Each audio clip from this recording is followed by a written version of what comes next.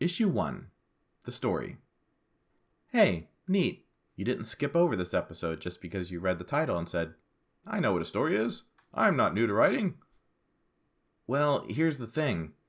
These little simple bits are the things we tend to skip over in our rush to learn and improve. We mark them as things we already know. There's no need to learn about what a story is. I have a story. I just need to write it. So tell me this. How do you define a story? Is it a bit hard to put into words? Did you frown a little, tilt your head, reach for a good summary in those neural databanks and find out that the concept may be a bit difficult to articulate? If that's the case, then maybe we should take a closer look. A story, at its basest elements, is about a character in a moment of change. Now, I use the word character a bit loosely. It could apply to a wide variety of things. Places, objects, animals, basically anything a reader can connect to and see as somehow being alive, capable of emotion, and capable of experiencing death.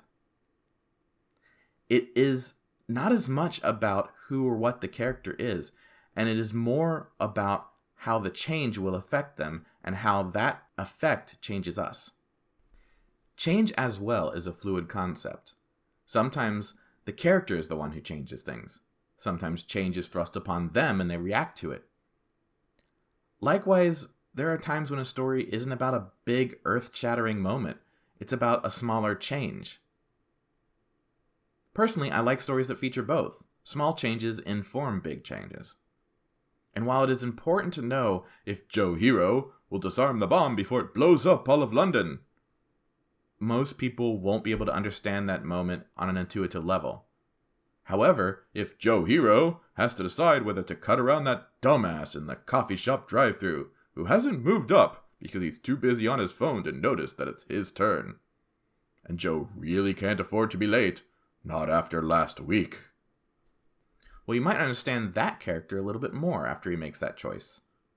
All of us would probably disarm a dangerous bomb if we could, but how many of us would choose patience with the driver, and how many of us would say, screw it, and drive around him? Would you think of him as a good or a bad person after he makes that choice?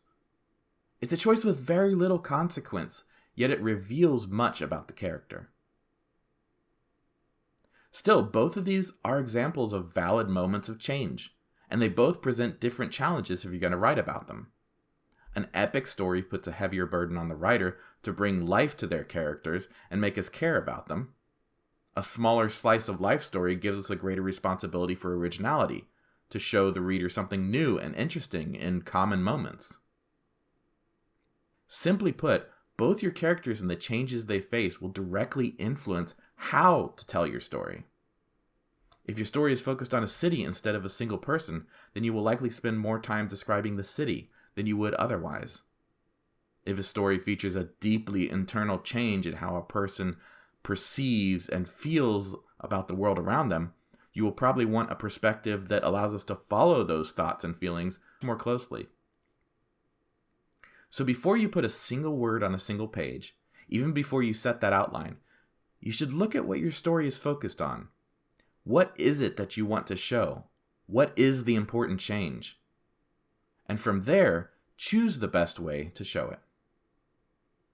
Thanks for listening, and good words to you all.